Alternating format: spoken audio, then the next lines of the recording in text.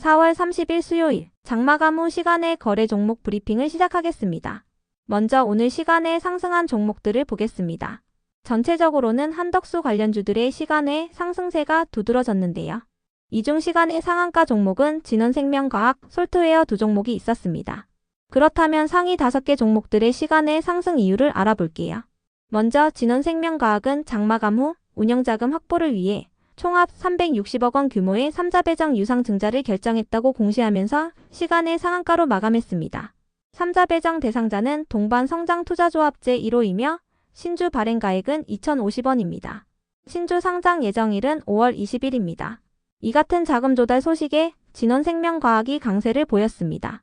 이어서 솔트웨어가 정규장에 이어 시간의 장에서도 상승세를 이어갔습니다. 아마존 웹서비스가 한국의 대기업 연합을 제치고 공공 클라우드 기반의 인공지능 서비스 사업을 수주했다고 전해졌기 때문인데요. 아마존 웹서비스는 클라우드 보안 인증을 획득한 지 한 달 만에 공공사업을 수주했으며 공공 클라우드 시장에 외국 기업 진출이 본격화됐다는 얘기가 나오고 있습니다. 이 같은 소식 속 솔트웨어가 아마존 웹서비스와 파트너십을 체결하고 기업들을 대상으로 서비스를 제공 중이라는 사실이 부각되면서 시간의 상한가로 마감해 주었네요. 다음으로 아이스크림에듀와 시공테크를 비롯한 한덕수 관련주들이 상승했습니다. 한덕수 국무총리가 이번 주 중으로 사임하고 5월 초에 국민의힘에 입당한다고 전해졌는데요. 이 같은 소식이 지속 부각되며 한덕수 관련주들이 시간의 반등세를 보인 것으로 파악됩니다.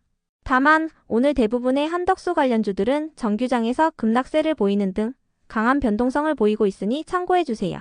이어서 대성하이텍이 시간에 상승할 만한 호재는 파악되지 않았는데요.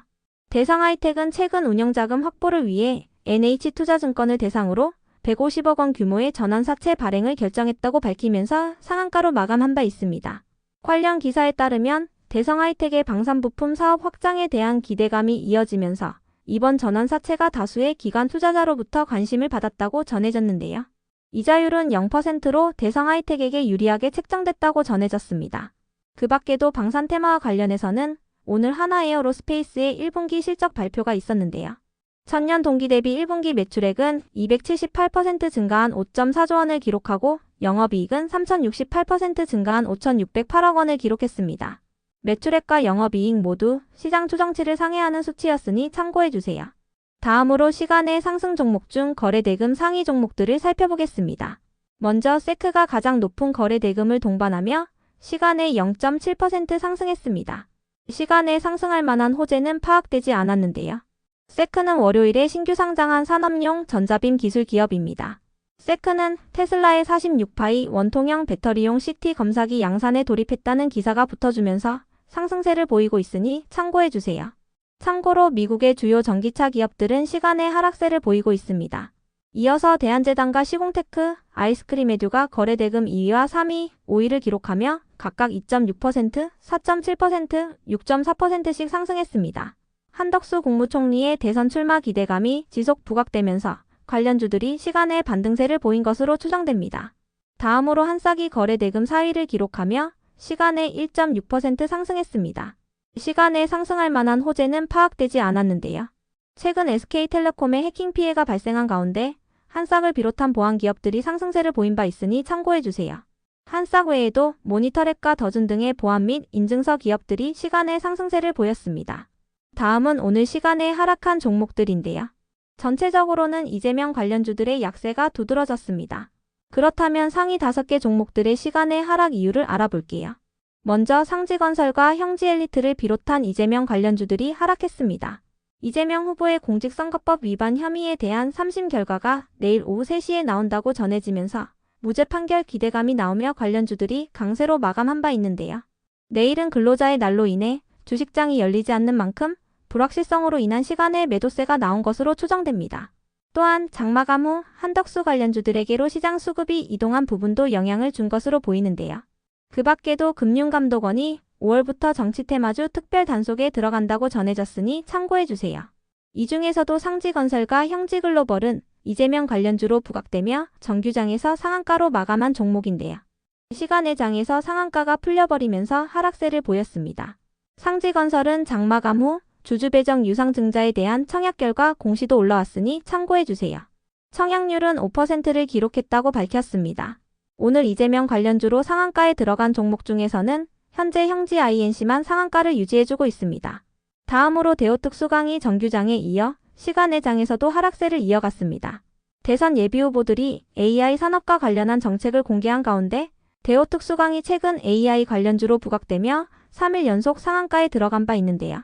대우특수강은 자회사인 이오이스를 통해 AI 패션 서비스 신사업을 하고 있다고 알려졌습니다. 다만 대우특수강은 어제 장마감 후 투자경고 공시가 올라온 가운데 오늘 급락세로 마감하면서 매도세가 이어진 것으로 보이니 참고해주세요. 투자경고 해제 최초 판단일은 5월 16일입니다. 다음으로 버넥트가 시간에 하락할 만한 악재는 파악되지 않았는데요. 이재명 후보가 대구 지역의 공약으로 인공지능 로봇 산업을 언급하면서 버넥트가 정책 수혜 기대감을 입으며 강세로 마감한 바 있습니다.